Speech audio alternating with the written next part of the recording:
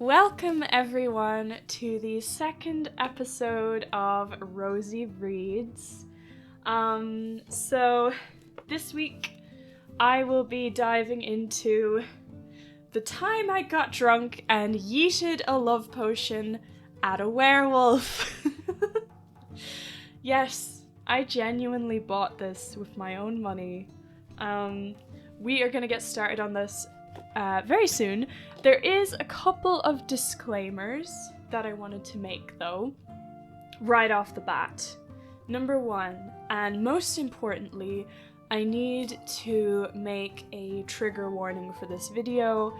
There will be discussions of grey areas of consent, love potion, and things of that nature. It shouldn't get too graphic, but if that's something that isn't helpful for you right now, I suggest you watch my previous video on Legends and Lattes, and just please take care of yourselves, and yeah, click off this video if that's not something you want to hear about right now.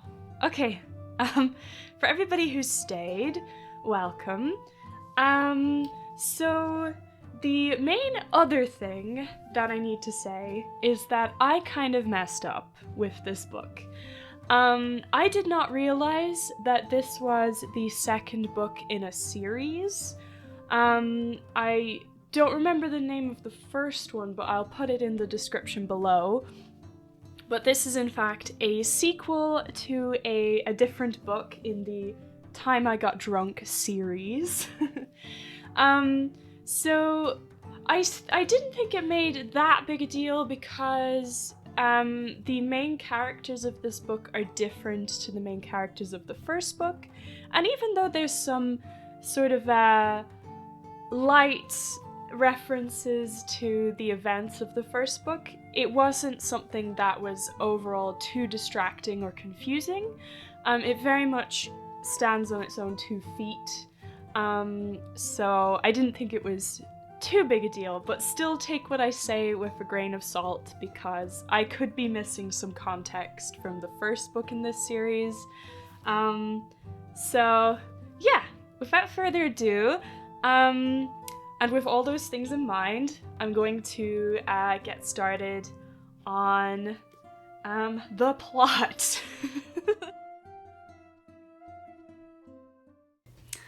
So let me attempt to summarize the plot. So the main protagonist is called Bree, and she lives in a fantasy town called Boohale, or Boohall, I think, which is sort of a tropical kind of port town, and she is being sort of harassed by this guy whose name was Jack, and he basically wants to take her land, or like semi-own her land. He's like her neighbor, and he's being very pushy, and Bree goes to the tavern to drink away her sorrows with her best friend Cinnamon, who I believe was the main character of the first book in this series.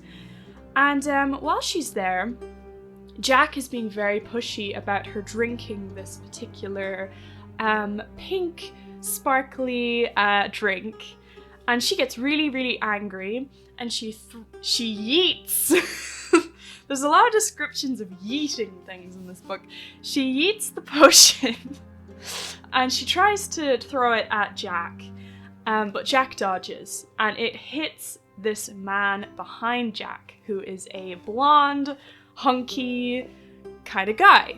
The potion hits him, and this stranger goes up to Bree and immediately makes out with her. We're gonna get back to that. So, she finds out that this stranger is in fact Felix. So the town basically has this sort of pirate ship that's taken up refuge in the town, and the pirate ship is full of these demons, basically, which are like mainly shape-shifting and mythical creatures, And the village has a certain amount of tension between... the villagers have a certain amount of tension with these demons. And Felix is one of the demons from the pirate ship. And he was friends with Cinnamon from the first book. And Cinnamon's boyfriend, Fallon. Yes. So Bree is friends with Cinnamon and Fallon, and they both know Felix, this hot blonde guy who's just had a love potion thrown in his face. Now Felix is convinced that he has imprinted on Bree because he is a werewolf, hence the title, and he's convinced that that's what happened. But obviously Bree and Cinnamon and pretty much everybody knows that he just had a love potion thrown in his face. So they all try to figure out what they're gonna do about this whole, all the shenanigans that have happened. And while they're thinking about that, Bree heads home and is attacked.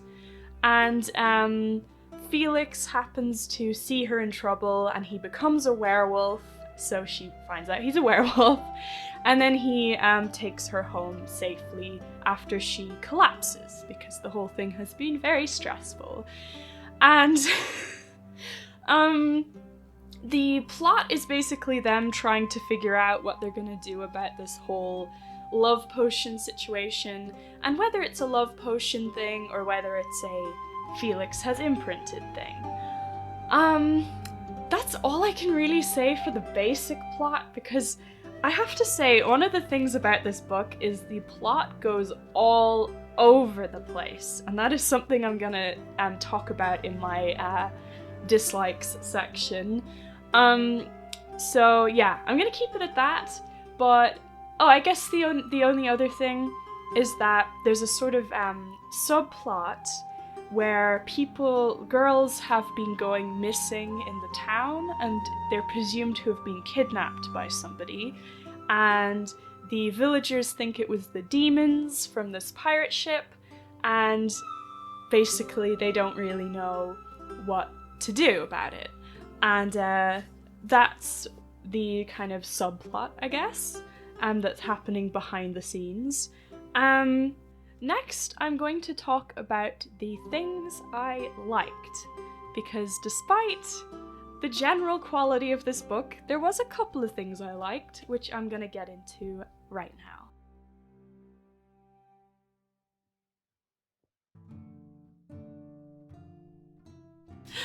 Okay, so I'm holding this upside down. The things I liked. Let's get into it. The one thing that I thought was really nice about this, now obviously this is kind of a pulpy, erotic romance kind of story, you know, so we're not necessarily expecting a ton of quality from this. When I'm talking about this in general, I'm comparing it to other works of a similar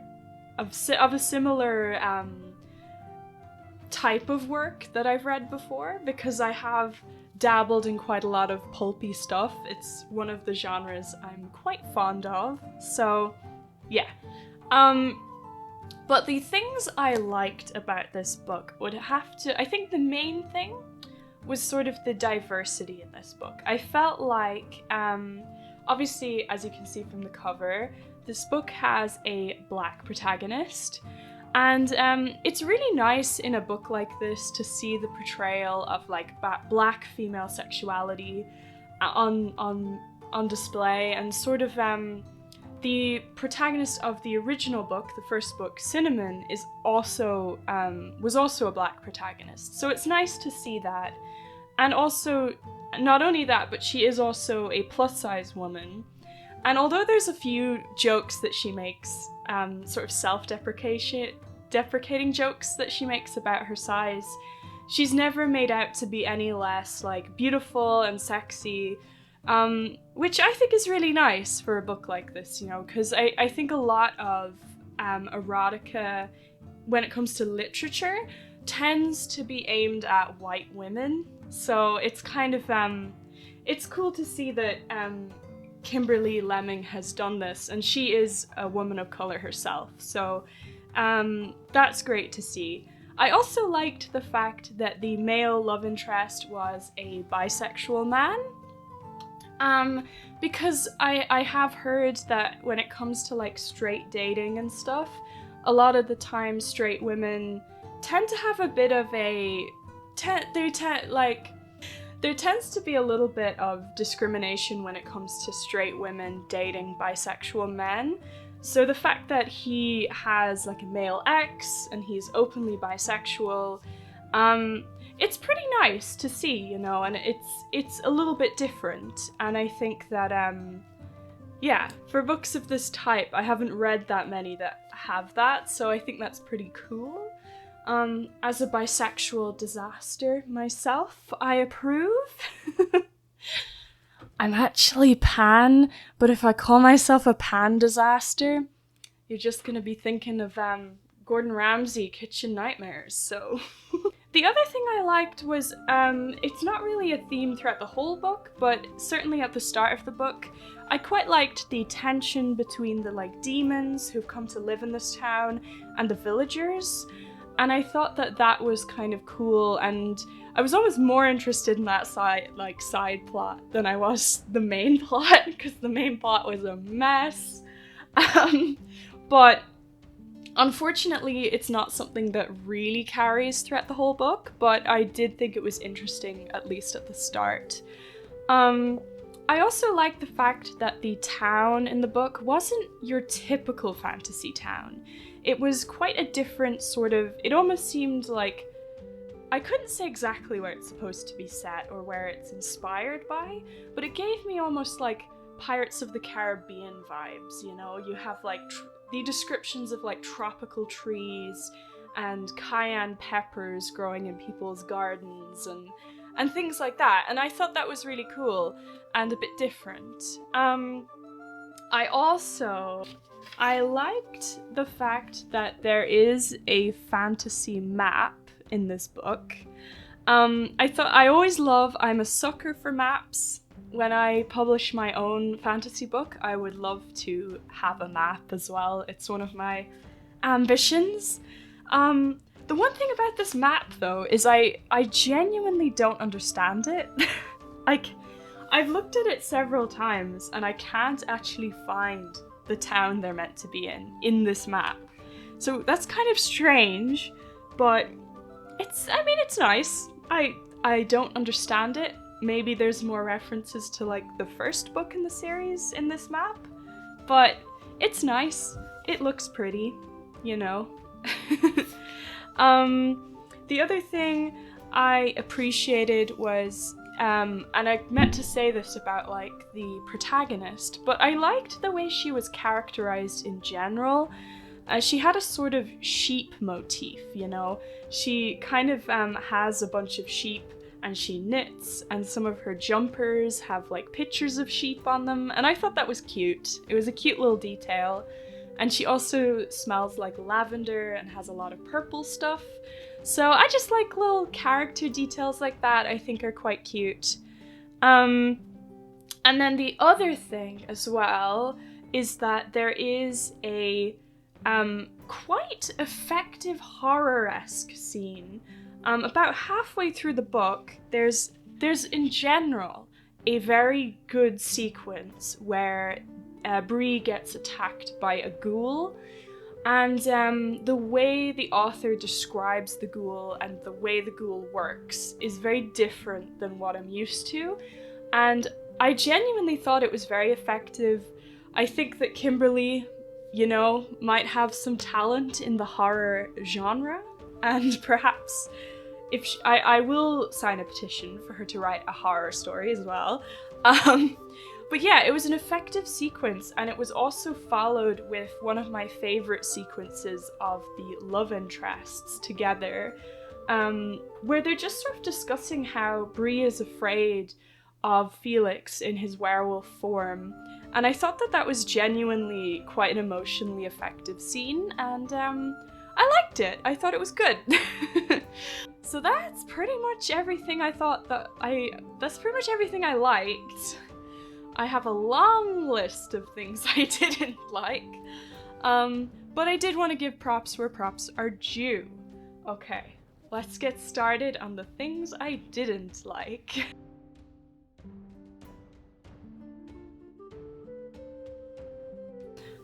Let's move on to the things I didn't like. Cause there's a lot. Okay. Whew, how do we even start with this one? The thing is that Kimberly does kind of warn you about this. She has a content warning page in the book that basically talks about, like, dubcon, and that is basically where there's gray areas of consent. I didn't actually know what that meant, so I went in blind, really. Other than knowing that there was a love potion involved, which is obviously a little, you're already thinking those vibes. But yeah, there are some pretty serious issues with consent in this book. Now, look, it's a pretty lighthearted book, and I do want to say, it's supposed to be. I do want to say that this is obviously a book about, a sexual fantasy, so we're not really holding this to the light of, like, a serious drama or something like that. But I think it's still very valid to have concerns about the way an author portrays consent, even in that scenario. But yeah, I guess you can take what I'm saying with a pinch of salt. Like, you're kind of supposed to suspend your disbelief when you're reading stories like this. But, having said that, obviously there's the love potion, which already has some implications. But besides the stuff with Felix, I feel like there's a lot of issues around consent with Bree as well. And what I find interesting about this book is that Felix is very overly familiar with Bree after he consumes the love potion, which, kind of makes sense, but it's very uncomfortable to read. Obviously, I already talked about the fact that he just runs over to her and makes out with her, even though they've never met.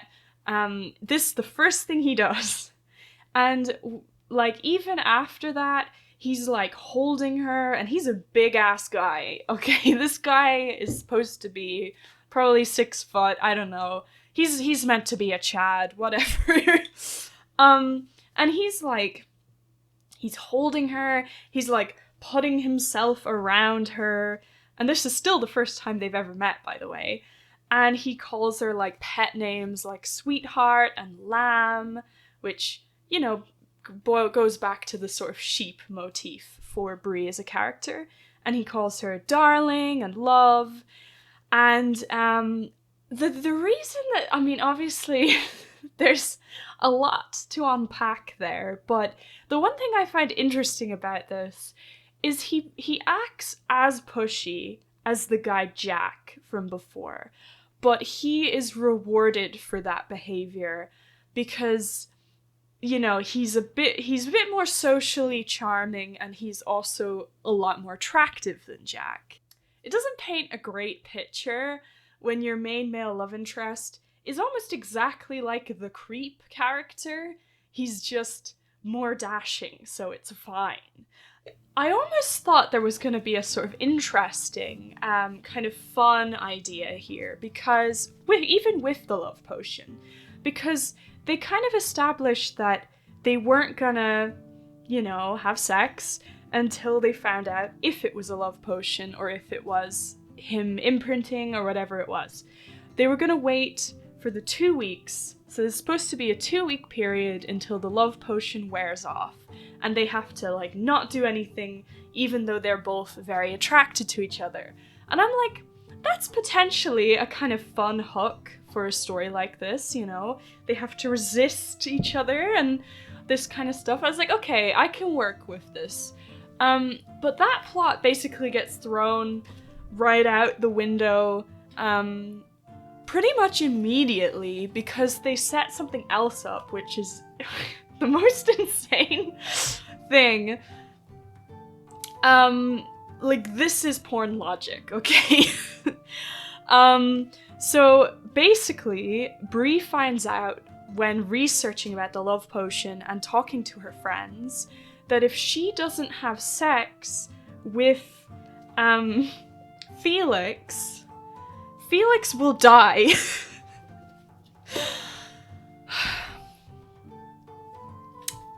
Why did I read this, man?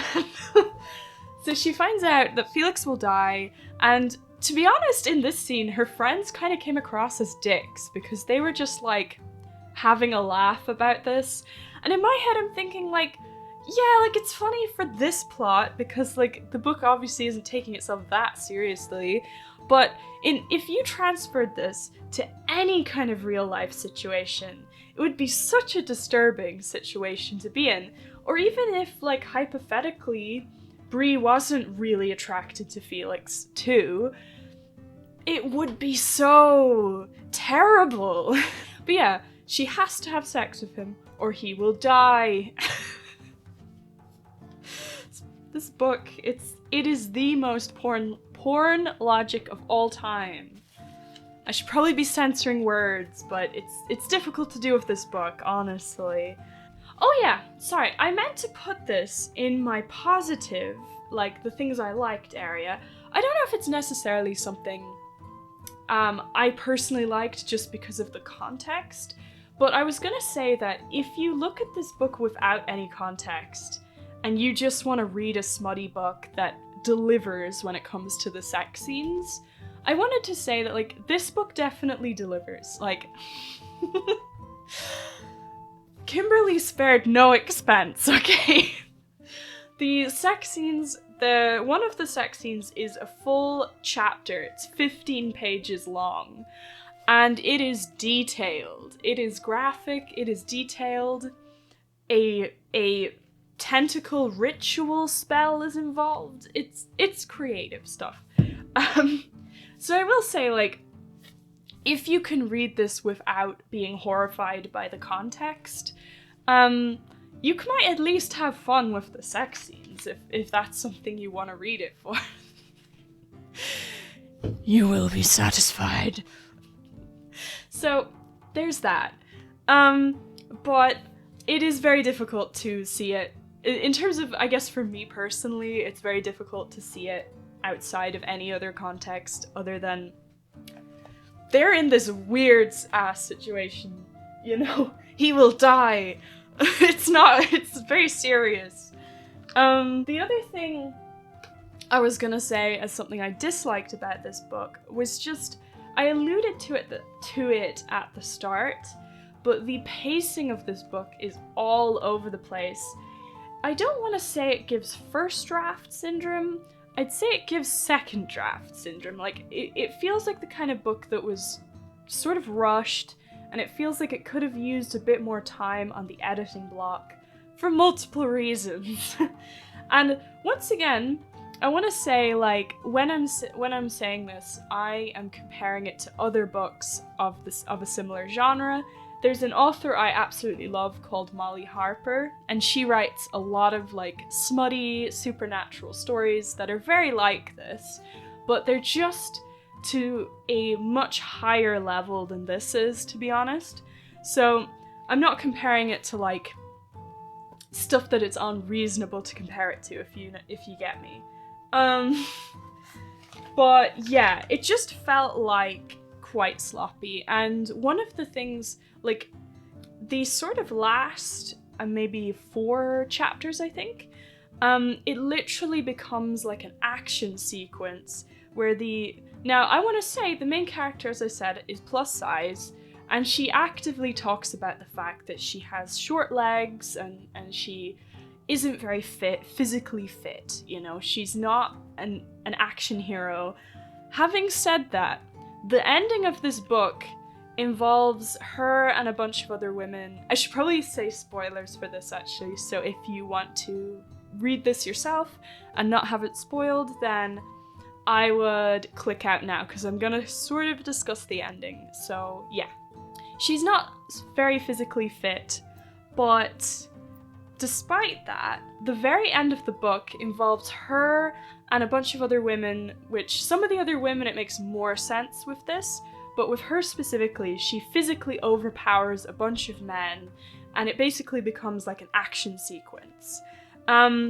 Which I, like, obviously, I write my own fantasy fiction that's quite female-driven, so I'm not against having, like, strong female characters at all. Because there actually is, like, the main leader of the pirates is a female character, and it makes a lot of sense for her to be able to physically overpower all these men. But it just doesn't really make sense for Bree, because Bree has not been established to be physically strong like that at all, and this is the first time she's ever fought anyone like this. So I just felt like that whole bit felt really, I don't want to say unrealistic, because obviously this book isn't necessarily going for realism, but I just felt like it was very not her character, you know? It was very, like, it just wasn't true to her characterization at all. It just felt very out of left field. Similarly, I had some issues with the characterization of Felix, because I feel like the author was going for a very, like, kind of, golden retriever vibe, you know? He was very, always wanting to make Bree happy, to the point where he, like, there's literally a scene where he eats cheese, even though he's lactose intolerant, just because Bree told him to do that. So he's a very, like, golden retriever character. Look, essentially what I'm trying to say, in a very roundabout way, is that this man is a simp, okay? And that's fine, okay? Live your best simp life, you know? There's nothing wrong with that. Within reason. But then when the actual, you know, is happening, he's suddenly, like, supposed to be, like, really domineering and, like, really, he's, like, that guy, and he's, like, he's supposed to be, like, a Christian Grey, I suppose. And for me, it doesn't work because of how he's been characterized the whole time. Like, this second, you know, sex scene, it works a bit better in my opinion, but it feels like he has two different modes. It's like, non-sex Felix is, like, you know, a real pushover. And then suddenly, when he gets to do the deed, he's like this, like, he's meant to be like this uber dominant guy. And I'm just like, it doesn't make sense to me. That's just me, you know? Maybe, I could see how maybe it could make sense, but it just doesn't work for me. I think it's weird. I think he's just not that guy, okay? He's not that guy. And then the final point I wanted to make, which is a smaller one, and I wouldn't normally bring this up, but it goes back to what I was saying about the book not being very well edited. There is a lot of typos in this book, and there's just a lot of stuff that feels like it wasn't very well edited in general. Like I said, there's, like, story structural stuff there, but I think there is also just a lot of issues when it comes to the typos, man. Like, as I said, I've seen typos in books before. They're not that uncommon. They happen, you know? Sometimes things slip through. But there's just a lot, there's more typos than I'm used to in books, and also there's a lot of things where there are sentences that just don't make sense if you read them out loud.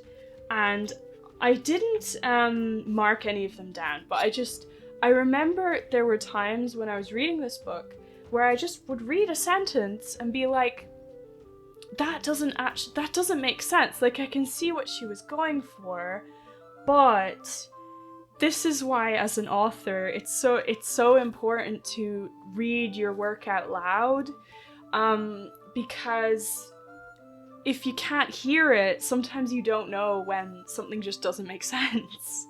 And there's quite a few times when that is the case. So that's pretty much everything. Quite the spicy tale. Next week, I'm hoping to review one of Molly Harper's books, which is a similar vibe, but definitely a step up, and some of the works that I personally have an attachment to. So yeah. For now, I think I'm just gonna yeet this book out my window.